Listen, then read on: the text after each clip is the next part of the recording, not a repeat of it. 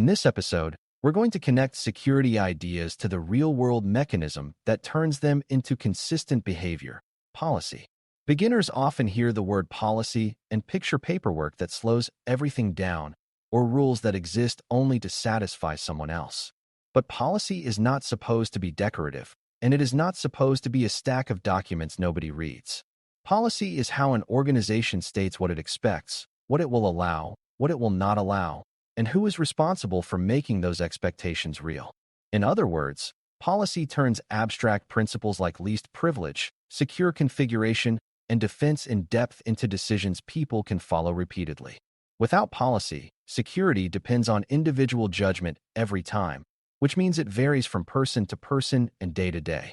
With policy, security becomes predictable, measurable, and enforceable. The goal of this episode is to help you understand what policy is, how standards support it, why exceptions exist, and what real accountability looks like when policy is taken seriously. A good starting point is distinguishing between a security principle and a policy, because they are related but not the same. A principle is a broad truth or guiding idea, like reducing attack surface or separating duties to prevent abuse.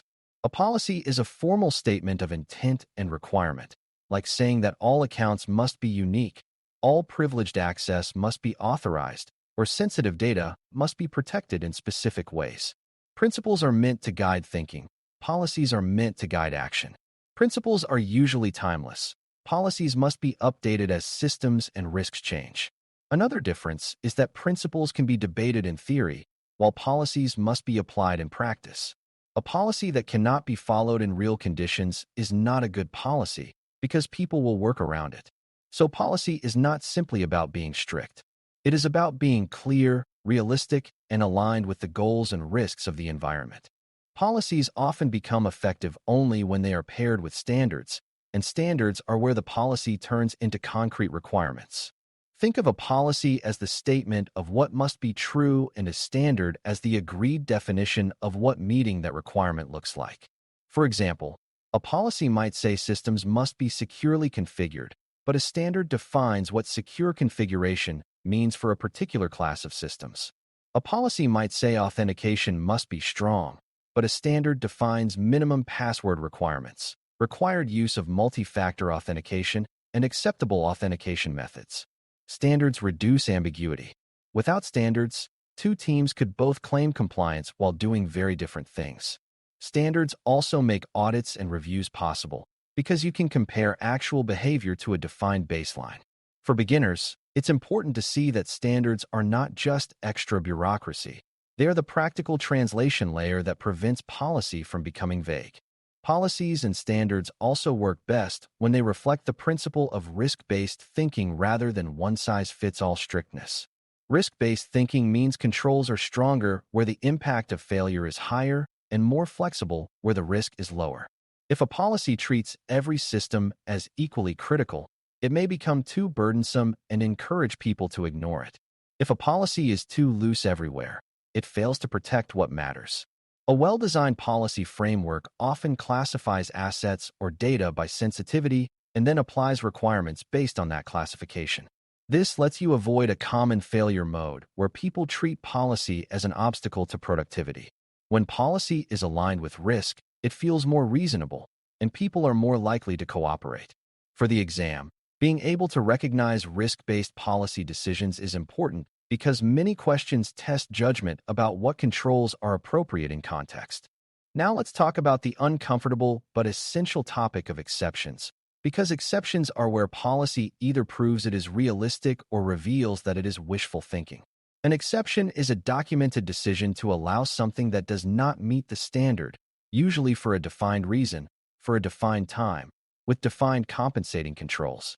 Beginners sometimes assume exceptions are loopholes that should never exist. In reality, exceptions exist because business needs, technical constraints, and legacy systems can make immediate compliance impossible.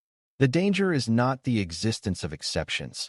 The danger is unmanaged exceptions that become permanent, invisible weak points. A healthy exception process makes risk explicit. It forces someone to acknowledge the deviation, describe why it is necessary, accept the risk, and commit to a remediation plan or a review date. In other words, Exceptions are a way to keep policy credible while still allowing the organization to function. An effective exception process also uses the idea of compensating controls, which means adding alternate protections that reduce risk when the standard cannot be met directly.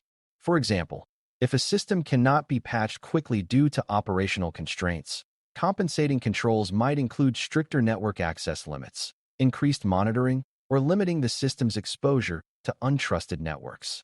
Compensating controls are not magic, but they are a practical way to manage risk while working toward compliance. The important part is that compensating controls should be chosen intentionally, not vaguely promised. If someone says they will be extra careful, that is not a compensating control because it is not measurable or enforceable. A compensating control should be something that can be verified, such as a network restriction, an additional approval step, or a monitoring requirement. This is the difference between risk management and wishful thinking. Accountability is the element that makes policy real, because without accountability, policy is just advice.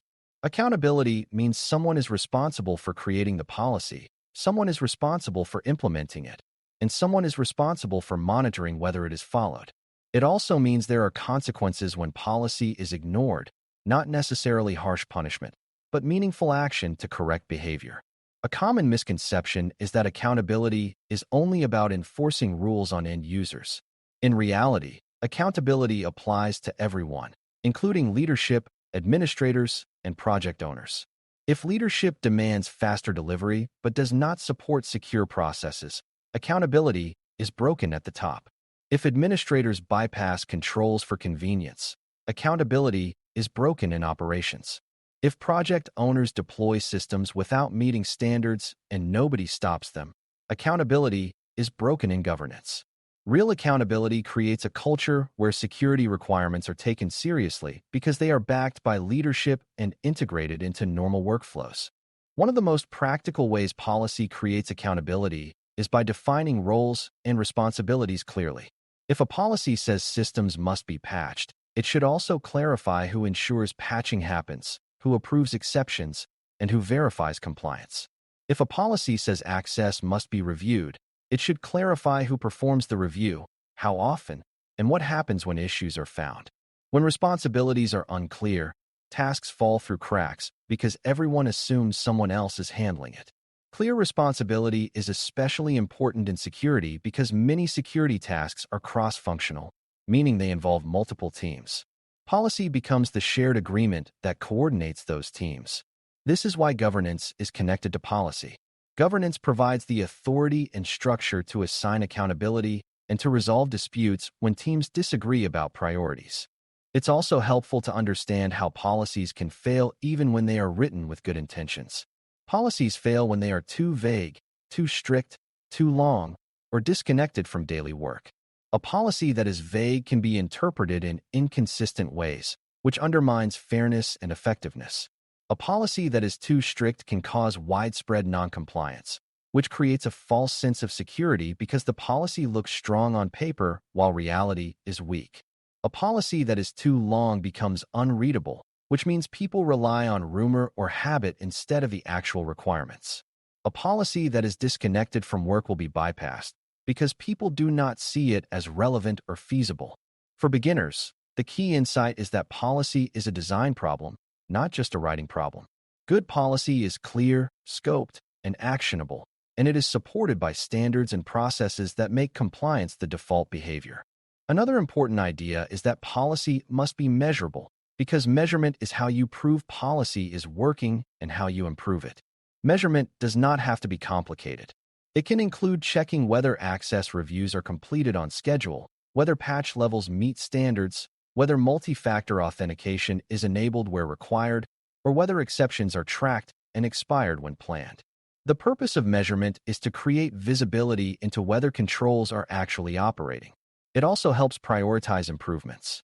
If a metric shows a particular standard is frequently violated, that might mean the standard is unrealistic, the process is weak, or the technology support is missing. Measurement is a feedback loop that connects policy to reality. Without feedback, policy drifts away from real conditions and becomes less credible over time.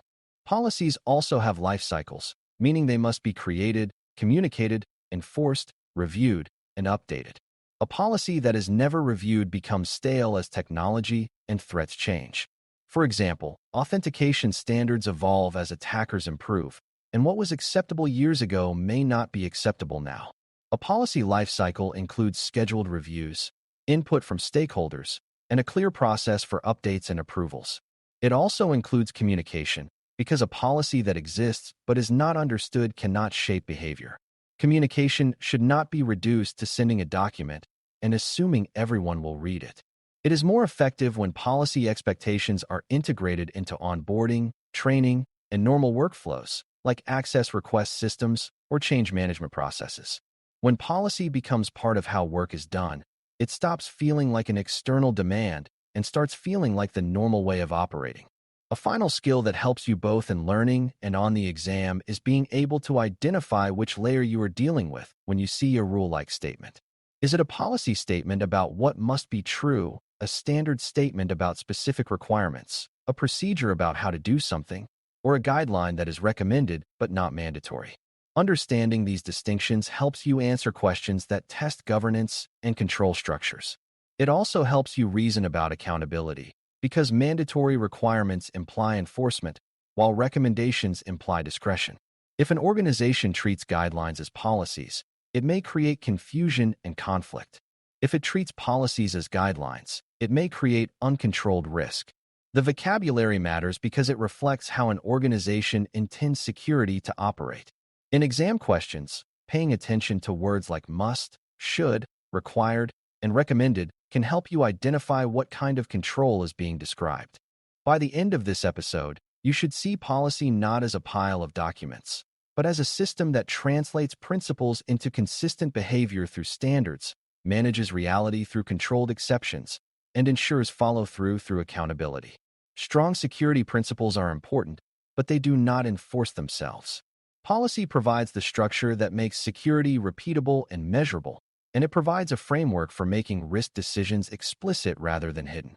Exceptions are not inherently bad. Unmanaged exceptions are bad. Accountability is not about blame. It is about ensuring that security requirements have owners and consequences so they do not fade into the background. When you can think about policy this way, you will be better prepared to understand governance topics and to reason about security controls in context, because you will always be asking not only what the control is, but how it is required, how it is measured, and who is responsible for making it real. Thanks for listening. For more audio courses, daily newsletters, and more, please visit baremetalcyber.com.